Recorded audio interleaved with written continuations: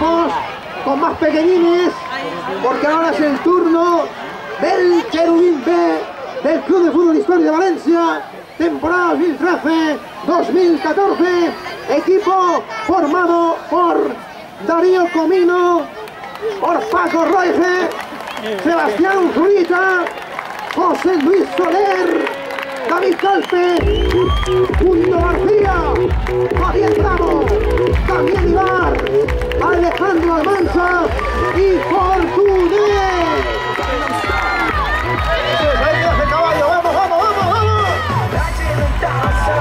Ese aplauso grandísimo. Ese aplauso a los chavalines. Madre mía, pero ¿cuántos años tenéis? Mira que pequeño. ¿Cómo van llegando? Esta es la gloria de la casa, del Corral y del Carrer. ¡Sí, señor! Querubín B, temporada 2013-2014, del Club de Fútbol Historia de Valencia. Aplauso para ellos, que es que no llegan ni al banco. Madre mía, y ya se ven con el balón de los pies. Sí, señor, a formar todos.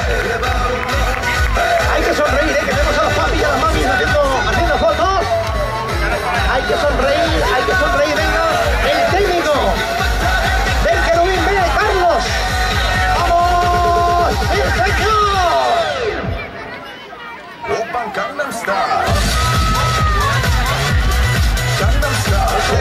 Eso es, hay que hacer la cuestión perfecta. Voy a salir impecable en la foto de esta temporada 2013-2014. El Club de Fútbol Historia de Valencia. Vamos, el presidente los coloca a todos. Hasta para eso también el presidente. ¡Qué barbaridad! Esto es orden del concierto y lo demás son tonterías. ¡Sí, señor! A ver, el pequeñín delante, eso es, el 28. Hay que sonreír. Eso es. La distancia es importante, hay que mantenerla entre unos y otros.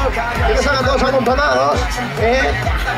Porque la foto tiene que ser perfecta. Y esta la vamos a colocar en casa, en la habitación, con el papi y con la mami, que van a estar más orgullosos ellos. Y los abuelos, ¿qué decir de los abuelos, no? Esas cámaras, esas fotos, esos flashes, que no se escape ni una foto, Después pasamos lista a todas las fotos.